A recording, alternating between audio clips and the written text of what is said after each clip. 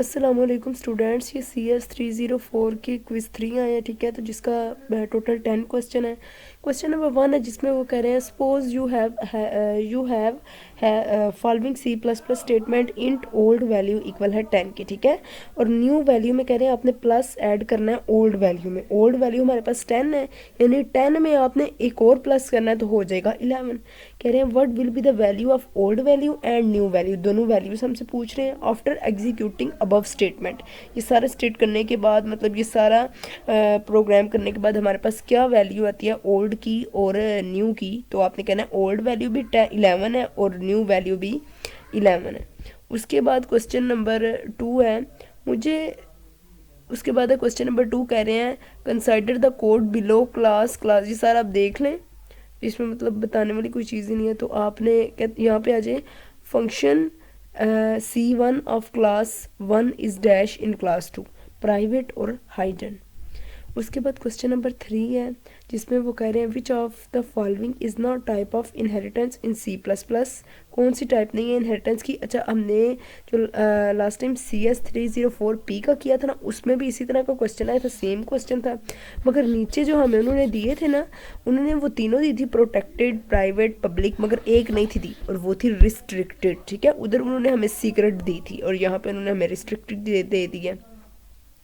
उसके बाद question number 4 है a postfix unary operator is implemented in C++ using non member of function with dash argument. तो इसके 2 arguments होते हैं, ठीक है, नॉन मेंबर फंक्शन में। उसके बाद क्वेश्चन नंबर 5 है in case of protected inheritance public member of base class will B dash in derived class. तो है प्रोटेक्टेड, ठीक है। ऊपर देखें ना, शुरू में भी वो कह रहे हैं क्वेश्चन में in case of protected inheritance, ठीक है, किसके केस में, प्रोटेक्टेड इनहेरिटेंस के। अच्छा, ये फिर वही ऊपर वाला क्वेश्चन आ गया, मुझे तो लग रहा है ये सेम ही है। हाँ जी, सेम है। इसका भी आंसर फिर वही होगा, प्राइवेट और हाइडन। उसके बाद नेक्स्ट क्वेश्चन पे चले, कहते हैं which of the following is not costing operator in C++ standard. तो इसका करेक्ट ऑप्शन है वेरिएबल और CAST कॉस्ट, ठीक है। तो ये लास्ट वाले दो हैं। उसके बाद है what is the function over riding in C++। Function क्या है ओवर राइडिंग C++ में, redefining a base class function in a derived class. उसके बाद क्वेश्चन नंबर 9 है which of the following assess specifier ensures that base class member is accessible in derived class of this base class and not outside of this class। तो इसका जो correct option है वो है protected.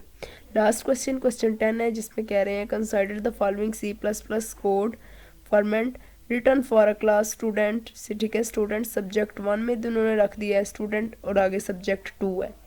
तो subject 1 उसकी bracket में लिखा हुआ है, कह रहे हैं कि upon execution of second statement को हल करने के बाद आपने बताना है which constructor of student class will be called. Constructor की कौन सी जो क्लास है वो कहलाएगी। तो वो copy constructor of student class, उसकी कॉपी हुई है ना, क्योंकि उसके ब्रैकेट में सब्जेक्ट 1 है।